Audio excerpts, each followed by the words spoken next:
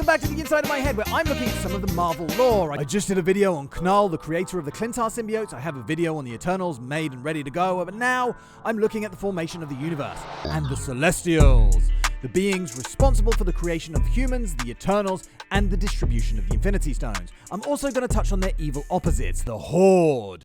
It's thought that the one above all, who is the supreme ruler of the multiverse and the source of all things goods, cuddles, candy floss, space rainbows, all that good stuff, created the first firmament, which is kind of like the first living universe. Now, this guy was just floating around for eons, just, being everything, and he kind of gets lonely. Yeah, riddle ronery. So he creates beings to serve him.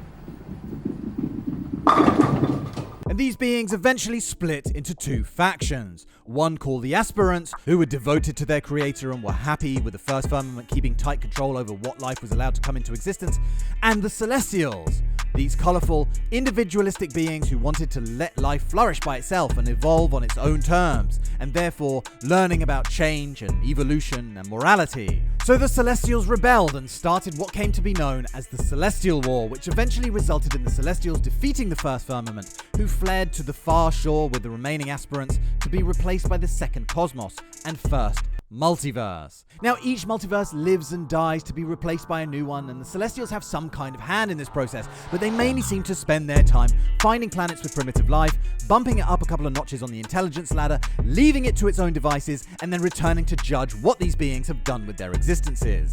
This is their grand experiment. Now, their exact reason for doing this is still kind of a mystery, but we do know that once a particular planet has been chosen for judgment, its life force is harvested, and then if the life force aligns more with the Eternals, it's sent to the Celestials before being sent to Fulcrum, who may or may not be the one above all. If it aligns more with the Deviants, then it's sent to the Horde. So they find Earth, create life, and disappear. I go into more detail on this in my next vid as it's more relevant to the Eternals than anything, but for now, let's concentrate on what else we know about the Celestials. Well, there are a lot of these guys, at least there were initially. It could be that a lot of them died in the Celestial War, with the Aspirants using the Godkiller armor to cull off untold numbers of them, but it's quoted that at some point, there were as many as the stars themselves. That's a lot. But let's talk about their appearance for a second. They are, of course, massive armor-clad humanoids that, for the most part, stand at around 2,000 feet or 610 meters. How big is this guy? How big is this guy? Exitar, for example, is nearly 10 times that at 20,000 feet high. How big is this guy? How big is this guy? Each one has distinctly differing colors and features depending on their role and function, and their bodies are said to be modular, which means they are composed of smaller beings and objects, which also means that they can swap part of themselves out. I even read somewhere that they can combine together to create other forms, and if they lose a limb, they can still control it, even though it's been severed. It is said that no one has seen a Celestial without armor, but we do know that there's a black liquid in there that can absorb the souls of their experiments. However, in this issue, Tiamut the Communicator opened up his face and it revealed just some guy with lovely glowing blonde hair. Another theory states that the Celestials are uni-minds of entire planets, but I think that later turned out to probably be untrue, as is explained here. It's also known that they occasionally implant a Celestial egg into the core of a planet where it sits there gestating for millennia before being born in a process that consumes the entire planet. But they can be born in other ways as well. After the cosmic entity called Black Winter, a multiversal devourer of universes, destroyed the sixth cosmos, the Celestials began creating the seventh, and it's here that their process of creation stepped into the turf of Dark God Knull. Again, check out my video on him if you get the time, but this started a war which saw Knull decapitating a Celestial with a sword of living darkness called the All Black, and the severed head eventually becoming the floating mining city of nowhere that we see in Guardians of the Galaxy. Interestingly enough, the body of the Celestial was left to float through space until it eventually crossed into the realm between, where it was still trying to accomplish its mission of creating life, but probably because it lacked a head, created a twisted afterlife for those killed by All Black and Knull, torturing them by forcing them to repeatedly relive their deaths and worst memories for all eternity. So let's look at some of the prominent Celestials, and I want to start with the Celestial known as Progenitor. This guy crashed onto Earth after becoming infected with the Horde. So let me just briefly explain what the Horde is. We know that the Celestials judge their creations, right? Well, if they judge their creations to be more bad than good, their energy gets harvested by the Horde and sent back to Fulcrum, who may or may not be the one above all. Oh, and did I forget to mention that it's a vast swarm of insectoid-like creatures?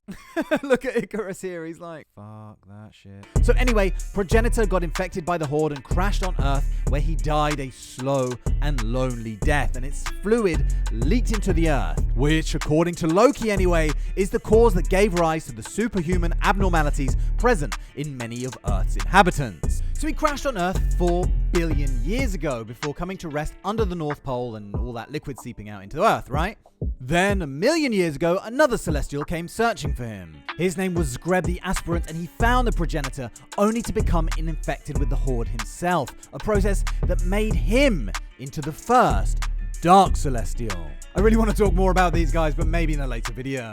But suffice to say that these two space gods being lost on this little blue planet of course attracted the attention of the other Celestials, and that may be what brought them here in the first place. Now I wanted to talk about Progenitor first because that's really the start of the story of the Celestials and Earth. You know, that's the point when the Celestials became aware of our little planet. But we definitely have to talk about this guy, Arishem the Judge. First of all, I'm guessing they've changed the design of this guy because he's now got 6 eyes or 6 lights in his face, like Eson the Searcher, whereas he always traditionally used to look like this. Now, for all intents and purposes, Arishem is kind of the leader of the Celestials. Maybe not the overall grand leader of the whole race, but definitely of the 4 hosts that visit Earth. He's also probably the most powerful Celestial, apart from the Dreaming Celestial, who apparently defeated him sometime during the second host. At one point, the 3 Sky Fathers, Odin, Zeus, and Vishnu, combined their efforts to try and kill him,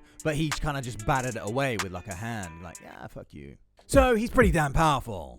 But as his name suggests, he's only one of 2 Celestials that have the right to judge species that are part of the Celestials' grand experiments. For example, it was him who decided to cull the Deviants during the second host, destroying the city of Atlantis and flooding the world. He was killed by the Dark Celestials in one storyline, but he came back to life when the Avengers formed a Unimind, and that's a whole other story. But let's talk about the Dreaming Celestial real quick, otherwise known as Tiamut the Communicator. Now his main function is to communicate the findings, the judgments of Arishem back to Fulcrum. Now this guy's interesting because he rebelled against Arishem during the second host.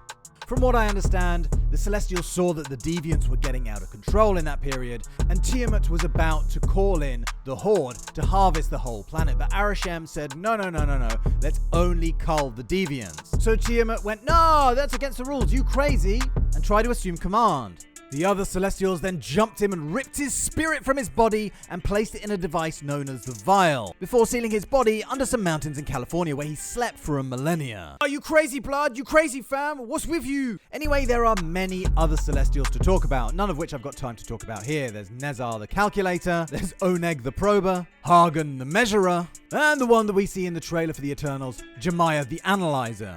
I might take a look at those guys further down the line. But for now, guys, I hope that I've shed a little bit of light on the Celestials.